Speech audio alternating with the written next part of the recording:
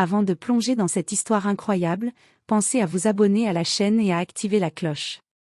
Ici, chaque récit a quelque chose à dire, et vous ne voudrez pas en manquer un seul. Il a nourri 2 orphelins, 20 ans plus tard, un hélicoptère atterrit devant chez lui.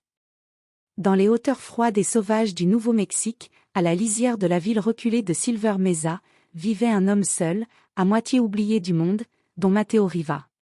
Sa petite maison en bois était perchée au bord d'un ravin, entourée de pins tordus par le vent et de pierres rougies par les années. La route de terre qui y menait n'était plus vraiment une route, mais une succession de trous, de racines, de silences. Don Mateo avait 68 ans, le dos courbé par les années de guerre et les travaux manuels. Ancien soldat d'infanterie, vétéran de 2 conflits étrangers, il portait en lui les fantômes de combats lointains, des camarades tombés, des décisions qu'on ne peut jamais totalement effacer. Il n'en parlait pas. Il vivait simplement. Chaque matin, avant l'aube, il enfilait ses bottes usées, récupérait son vieux fusil, plus pour les coyotes que pour la chasse, et allait couper du bois. L'hiver mordait déjà. Sa peau sombre et ridée se durcissait au contact de la brise glaciale. Il avait un petit potager qu'il couvrait de bâches et une volière d'où s'envolaient chaque jour quelques pigeons voyageurs, comme une lettre muette au ciel. Le soir venu, Don Mateo lisait la Bible à voix basse, les doigts tremblants sur les pages cornées, sous la lumière chaude d'une lampe à pétrole. Il n'avait ni télévision, ni téléphone, ni visiteur. Sa seule compagnie était le feu, le vent, et Dieu. Mais ce matin-là, un matin glacial de décembre, quelque chose changea. Alors qu'il marchait derrière sa remise pour ramasser une pile de bûches, il entendit un souffle, un bruit faible, presque imperceptible. Il s'arrêta, tendit l'oreille, et tourna lentement la tête. Là, derrière le hangar, accroupis contre le mur de bois, 2 enfants. Un garçon de peut-être 10 ans, tenant dans ses bras une fillette plus jeune, grelottante. Leurs vêtements étaient en lambeaux. Leurs chaussures dépareillées. Leurs visages maculés de poussière et de larmes séchées. Mais ce qui frappa Don Mateo, ce fut le regard du garçon, un regard sans peur, mais chargé d'une fatigue ancienne, celle que seuls les enfants abandonnés peuvent porter. Mateo s'accroupit lentement, comme pour ne pas les effrayer. « Comment vous êtes arrivé ici ?» murmura-t-il, sa voix grave, cassée par les ans. Le garçon hésita, mais répondit avec dignité. « On a marché toute la nuit. Moi, c'est Santiago, elle, c'est Camila. Nos parents sont morts, dans un incendie. On a fui la ville. On savait pas où aller. On voulait juste, pas mourir. » Un frisson traversa le dos de Mateo. Il se vit, lui, autrefois, errant dans des villes étrangères, blessé, perdu. Il vit en eux la détresse humaine dans sa forme la plus brute. Il ne dit rien. Il leur fit signe de le suivre. À l'intérieur, il alluma le poêle. Il leur fit chauffer une grande marmite de haricots noirs avec du riz. Il ajouta 2 œufs, quelques piments verts du jardin, et un peu de sel. Il leur servit à manger avec une tendresse rare. Camila mangea en silence, mais Santiago pleura en avalant la première bouchée. Il les installa dans son lit, les couvrit de couvertures épaisses, et dormit cette nuit-là sur une chaise, près du feu. Et ainsi commença une cohabitation inattendue et sacrée. Pendant près de 4 mois, Don Mateo s'occupa d'eux comme s'ils étaient ses petits-enfants. Il leur apprit à fendre le bois, à reconnaître les plantes comestibles, à soigner les plaies. Il leur montra comment écrire leurs noms, à lire des psaumes simples, à respecter la terre et les animaux. Il leur racontait des histoires du passé, sans jamais glorifier la guerre, mais en leur apprenant l'importance de l'honneur, du courage et du silence. Camila l'appelait « Abuelo » dans ses rêves. Santiago le regardait avec un mélange de respect et de dévotion. Ils riaient ensemble. Ils travaillaient ensemble. La maison, autrefois silencieuse et froide, vibrait à nouveau. Mais rien ne dure éternellement. Un matin de mars, alors que le soleil commençait à réchauffer les collines, 2 véhicules noirs montèrent lentement la pente jusqu'à la maison. Des agents de la protection de l'enfance, accompagnés de policiers. Des chasseurs les avaient vus plusieurs jours auparavant et avaient signalé leur présence. Don Mateo se posta devant la porte, les bras croisés. Ils ne font de mal à personne. Ils sont mieux ici que n'importe où. Mais la loi était inflexible. On lui montra un ordre. Santiago cria qu'il ne partirait pas. Il essaya de s'échapper par la porte arrière. Camila pleurait, accrochée à la jambe de Matteo. Il ne put rien faire. Impuissant, humilié, le cœur arraché, il les regarda monter dans la voiture. Les portières se refermèrent comme un cercueil. Avant qu'il ne parte, il sortit de son atelier 2 petits colliers de bois, chacun sculpté à la main. Il avait passé plusieurs nuits à les tailler, gravant sur chacun leur prénom et une croix. Il les leur donna à travers la fenêtre abaissée, ses mains tremblantes. N'oubliez jamais qui vous êtes. Même si le monde vous rejette, vous valez de l'or. Soyez forts. Et surtout, restez ensemble. Toujours. La voiture démarra. Les roues soulevèrent la poussière rouge. Et le silence revint dans la maison. Un silence plus lourd que jamais. Dont Matteo ne reçut jamais de nouvelles. Les jours se changèrent en mois, puis les mois en années. Le silence, d'abord douloureux, devint une habitude. Il se levait chaque matin au lever du soleil, entretenait son jardin, nourrissait ses pigeons, fendait son bois avec une lenteur résignée. Il ne parlait plus à personne. Parfois, il chantonnait un vieux boléro, seul sur le porche, en regardant les montagnes. Mais les saisons n'étaient plus tendres avec lui. Chaque hiver semblait plus long, plus mordant. Ses genoux lui faisaient mal. Son souffle était court. Il avait vendu ses quelques outils de valeur pour acheter du riz et du sucre. Il vivait de peu, quelques œufs de ses poules, des légumes racornis, un poêle qui toussait plus qu'il ne chauffait. Dans une boîte en fer rouillé, cachée sous une latte du plancher, dont Matteo gardait ses trésors, une photo en noir et blanc de ses parents, son badge militaire, et les morceaux de bois identiques au collier qu'il avait sculptés pour Santiago et Camila. Les seuls qu'il n'avait pas terminés. Il les regardait parfois, les caressait du pouce. Et il se demandait : où sont-ils ? Ont-ils survécu ? Se souviennent-ils seulement de moi ? Il avait presque cessé d'espérer. Mais un matin d'automne, alors que le ciel était encore doré et que les feuilles tombaient comme des prières silencieuses, un grondement inhabituel couvrit le chant des oiseaux. Matteo se figea. Ce n'était pas le vent. Ni un tracteur. C'était un vrombissement sourd, mécanique, puissant, qui faisait vibrer les vitres de sa petite maison. Il sortit lentement, le souffle court, la main posée sur sa poitrine, où son cœur battait à toute allure. Dans le champ devant sa maison, la poussière se soulevait en spirale. Un immense hélicoptère noir, au design moderne et impressionnant, se posait, ses pales faisant voler les feuilles mortes comme des papillons de guerre. Matteo recula de quelques pas, ébloui, stupéfait. Il croyait rêver. Quand la porte de l'hélicoptère s'ouvrit, 2 silhouettes en descendirent. Un homme, grand, athlétique, vêtu d'un uniforme impeccable de l'armée de l'air, les bottes luisantes, les décorations scintillant au soleil. À ses côtés, une femme dans une élégante blouse blanche, les cheveux relevés, la démarche droite, calme, assurée. Ils s'approchèrent, pas à pas. Matteo tenait toujours sa main sur sa poitrine.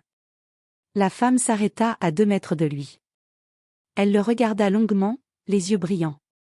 Puis, d'une voix tremblante, elle prononça : Abuelo Matteo ? C'est bien vous ? Le vieil homme cligna des yeux, confus, incrédule. Il observa les traits du visage de cette femme. Il y avait là quelque chose, un souvenir, une douceur, une vérité ancienne. C'est impossible. Camila ? Souffla Théil, sa voix brisée. La jeune femme sourit à travers ses larmes. Oui, c'est moi. Et lui, c'est Santiago. Nous sommes revenus. Pour vous. Comme promis. Matteo chancela. Santiago s'approcha à son tour, et ce ne fut plus le colonel charismatique. Ce fut le petit garçon de 10 ans, revenu après un exil de 2 décennies. Ses yeux avaient changé, mais l'âme était intacte. Ils se précipitèrent vers lui. Leurs bras l'enveloppèrent comme un manteau d'amour. Dont Matteo trembla, sa canne tomba au sol. Il s'accrocha à eux comme à une bouée dans une mer d'émotions refoulées. Ses yeux, secs depuis des années, se remplirent de larmes brûlantes. Des larmes de délivrance. Des larmes qu'il croyait ne plus jamais pouvoir verser. Vous êtes en vie. Vous vous souvenez de moi. Camilla posa son front contre le sien. Comment aurions-nous pu vous oublier?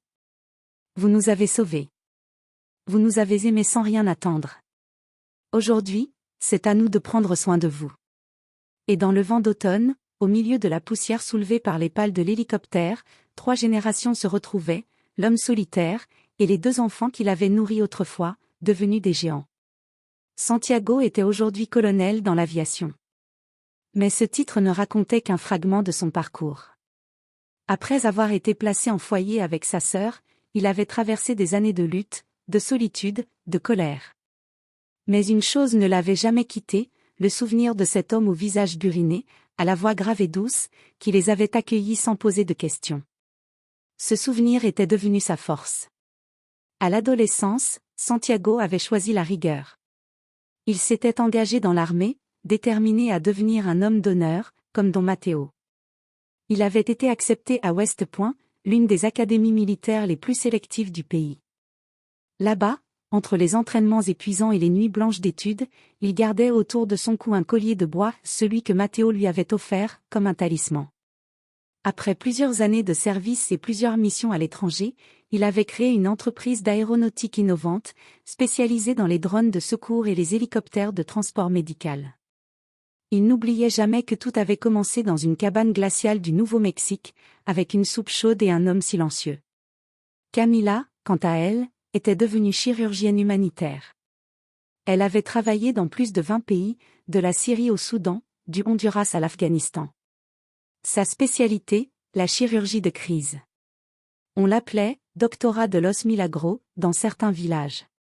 Elle disait souvent « Je ne sauve pas des corps, je rends hommage à celui qui a sauvé mon âme. » Elle aussi portait son collier. Chaque fois qu'elle entrait au bloc opératoire, elle le touchait du bout des doigts, comme une prière. Tous 2 avaient fait fortune, chacun à sa manière. Mais l'argent ne suffisait pas. Il leur manquait quelque chose. Quelqu'un. Alors, dès qu'ils retrouvèrent Don Matteo, ils le prirent avec eux, pas dans un hôtel, pas dans une clinique, mais dans un lieu qu'ils avaient conçu des années plus tôt, pour lui. Casa Riva. Située dans les collines dorées du sud de la Californie, entre les vergers d'avocats et les eucalyptus, s'élevait une résidence unique en son genre. Casa Riva, un centre de retraite pour anciens combattants, pionniers, anciens professeurs, et travailleurs de l'ombre. Un lieu où les oubliés retrouvaient leur dignité. Il y avait là une ferme biologique, un jardin communautaire, une bibliothèque ouverte, une salle d'arts martiaux pour les jeunes en difficulté, un petit observatoire d'astronomie, et surtout, beaucoup de silence et de respect. À l'entrée, une plaque de marbre blanc était posée sous un grand figuier. Casa Riva en hommage à l'homme qui a vu la lumière dans 2 enfants abandonnés. Il n'a pas changé le monde avec de l'argent, mais avec du pain, du feu, et de l'amour. Don Matteo y emménagea dans une petite maison en adobe, avec un porche donnant sur les collines.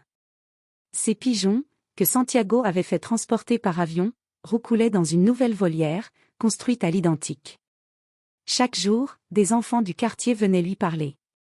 Des jeunes soldats en réhabilitation passaient l'écouter. Des infirmières, des médecins, venaient chercher un peu de sagesse dans ces silences. Il racontait ses histoires autour du feu. Il sculptait encore un peu, offrait parfois un petit collier à un garçon perdu ou une fille en colère. Il riait plus qu'avant. Il souriait souvent en regardant Camilla travailler dans le potager, les bras couverts de terre, heureuse. Il disait « J'ai vécu 2 vies. L'une dans la guerre, l'autre dans l'amour. La seconde a tout guéri. » Un jour, un journaliste du New York Times lui demanda « Pourquoi avoir accueilli ces enfants alors que vous ne les connaissiez pas ?» Matteo, assis sur sa chaise en rotin, répondit simplement « Parce que personne ne l'avait fait pour moi. Et parce que, quand on donne de la soupe à un enfant affamé, on ne nourrit pas seulement son estomac, mais aussi son avenir. » Les dernières années de Don Matteo Riva furent paisibles, baignées dans une lumière qu'il n'avait jamais connue auparavant. À Casa Riva, il avait retrouvé une famille, un sens, une reconnaissance. Chaque jour était une victoire sur la solitude. Mais le temps finit toujours par rattraper même les plus discrets des héros. Une nuit d'hiver, sans bruit, sans souffrance, Matteo s'éteignit dans son sommeil. Il avait 88 ans. Une Bible ouverte reposait sur sa poitrine, et à côté de son oreiller, un petit collier de bois usé. La fenêtre était entr'ouverte, et un de ces pigeons, curieusement, était venu se poser sur le bord. Comme pour veiller. La nouvelle de sa mort se répandit comme une onde de choc. Des centaines de personnes, venues de tous les coins du pays et même de l'étranger, affluèrent à Casariva pour lui rendre hommage. Des vétérans, des médecins, des enfants, des anciens élèves, des familles entières. Beaucoup portaient autour du cou un collier de bois, offert par lui. Le ciel était bleu pâle, l'air doux, comme s'il avait commandé lui-même la météo pour ne pas que ses invités prennent froid. Le cercueil, sobre et fait à la main, avait été construit par Santiago lui-même, en cèdre du Nouveau-Mexique.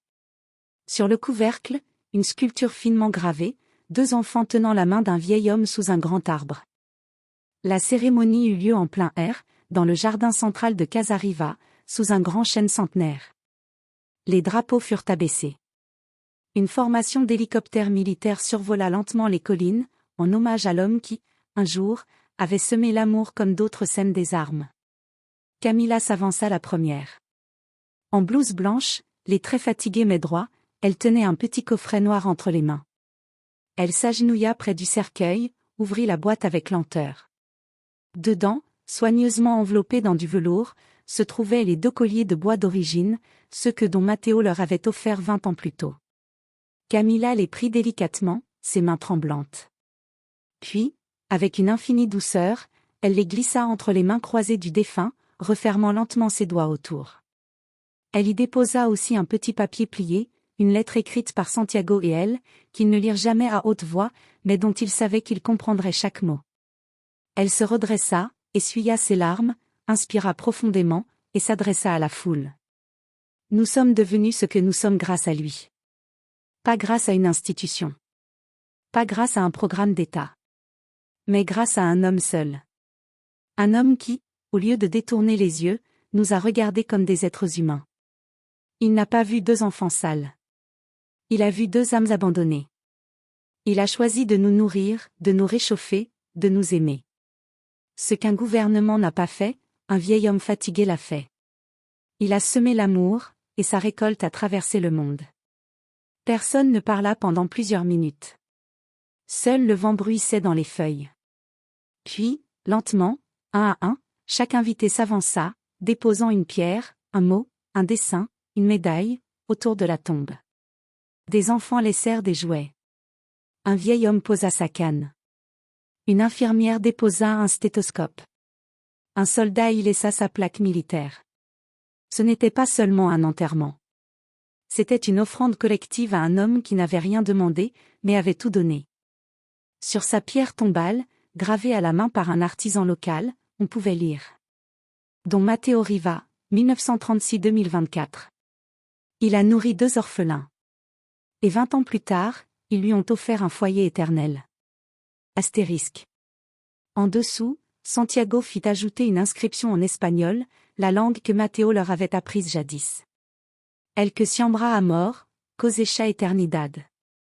Celui qui sème l'amour récolte l'éternité. Les années passèrent. Chaque année, à la date de sa mort, une cérémonie simple mais profonde est organisée à Casariva. Les enfants y apprennent qui il était. On lit des passages de ses lettres. On raconte son histoire comme une légende vivante. Et chaque fois qu'un nouveau pensionnaire arrive à Casariva, on lui offre un petit collier de bois, gravé à la main, avec cette phrase au dos. Matteo vous aurait vu. Il vous aurait aimé. Vous êtes à votre place ici.